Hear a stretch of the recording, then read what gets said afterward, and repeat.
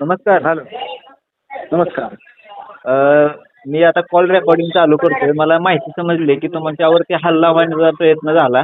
काय नेमका विषय होता? नाही, विषय काय होता, आम्ही पेट्रोल पंपावर सीएनजीच्या लाईनला उभा होतो. हा. मग एक जण आला आणि खाली उतर, काम आहे म्हणायला लागला. आणि काय म्हणलं, काय काम आहे? नाही नाही, खाली उतर.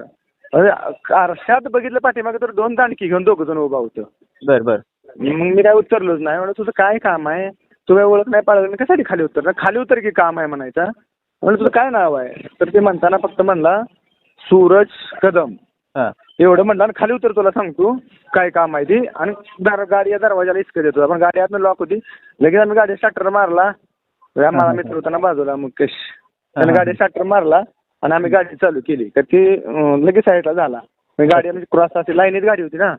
बरोबर. गाडी चालू केली तर साईड झाला का आम्ही गेलो पुढं. आम्ही बघितलं पाठीमागे येतोय का, पण नाही कोण आलं. आम्ही तसं डायरेक्ट गेलो पोलीस स्टेशन चौकात.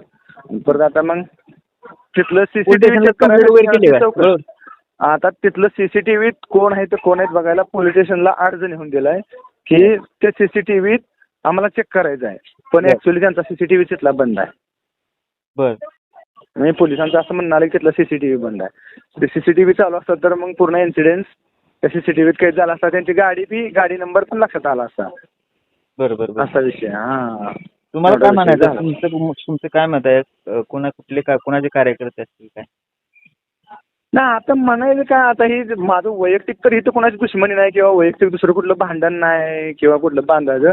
जे काय असेल ते सोशल मीडियावरून आता मी ज्या गटाची बाजू मांडतोय आणि मला काय जणांच्या खाली अशा कमेंट येते त्या विरोधातल्या, ते तुला बघून बघू, जास्त हवेत राहू नको, तुझा कार्यक्रम लाव, त्या अनुषंगानंच त्यांचेच कोणतरी कार्यकर्ते असणार. Okay okay. हां. पोलीस स्टेशनला कंप्लीट झाल्यानंतर कळवा ना. बरं. हां, कंप्लेंट त्यांना मी अर्ज दिलाय. ते पीआय काय म्हणला अधिकारी, पीआय फोन करेल तुम्हाला आणि हे करेल. मी काय म्हणलं तिथला सीसीटीव्ही चौकशी व्हाबाबत अर्ज दिलाय फक्त. बघू माहिती, कारण की ते चेहरा सगळं अनोळखी होतं. कारण माझ्या ओळखीचं असतं तर मी लगेच नाव दिलं, पण एक पण त्यातला ओळखीचं नव्हतं. Okay okay. तेव्हा नाव विचारल्यानंतर नाव तेव्हा म्हणला सूरज कदम एवढंच म्हणला. Okay okay. पण ते फेक नाव सांगितलं असणार आहे, कारण ते ज्या ह्यांना आला होता हेतून त्यामध्ये खरं नाव सांगू शकणार नाही. असा विषय. ओके. धन्यवाद. आवाज माणदेशाचा, माणदेशातील प्रत्येकाचा. माणदेश प्राईम सबस्क्राईब करा आणि अपडेट रहा.